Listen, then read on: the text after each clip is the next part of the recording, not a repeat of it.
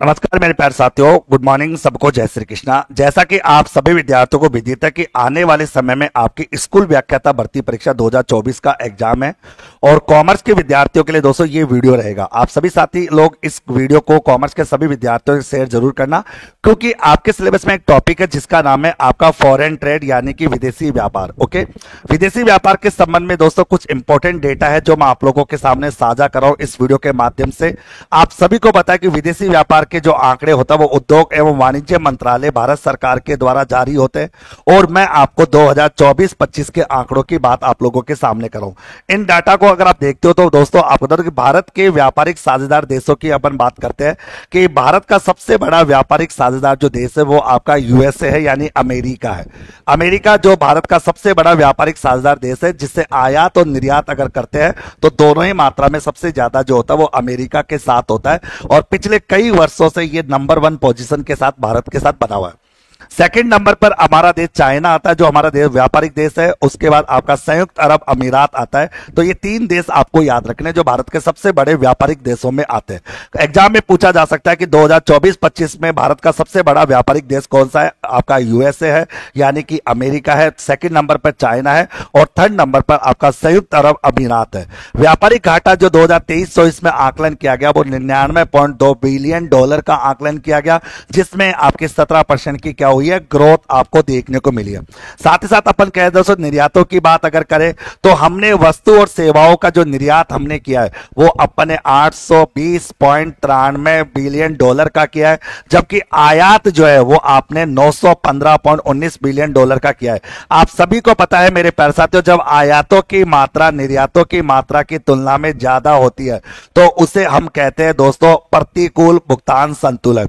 और प्रतिकूल भुगतान संतुलन जो है 94.26 बिलियन का रहा है, अगर हम इन लेटेस्ट आंकड़ों को अगर देखें तो। क्योंकि मैं पहले ही बता चुका था कि भुगतान संतुलन जो है अनुकूल भी होता है और प्रतिकूल भी होता है। यहां पर प्रतिकूल भुगतान संतुलन की मात्रा ज्यादा है क्योंकि आयात आपके निर्यातों की तुलना में क्या है, ज्यादा।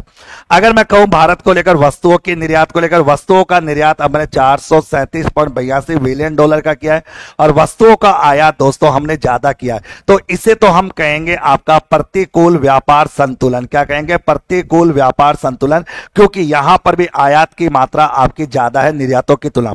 सेवाओं का निर्यात दोस्तों वस्तुओं की तुलना में कम रहा है। वस्तुओं के निर्यात की तुलना में सेवाओं का निर्यात कम रहा है, केवल $383.15 बिलियन का रहा है, जबकि दोस्तों सेवाओं का आयात जो है वो आपका और भी कम रहा है। इसका मतलब हम ये कह सकते हैं इस मामले में सेवाओं के मामले में व्यापार संतुलन कैसा रहा है, अनुकूल आपको देखने को मिला है।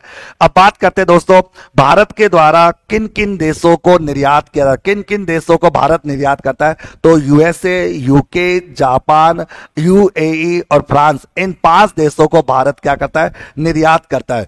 और इसके अलावा संयुक्त अरब अमीरात, चाइना, थाईलैंड की बात करें, यूएसए और रूस की बात करें, इन सब देशों से भारत क्या करता है, आयात करता है।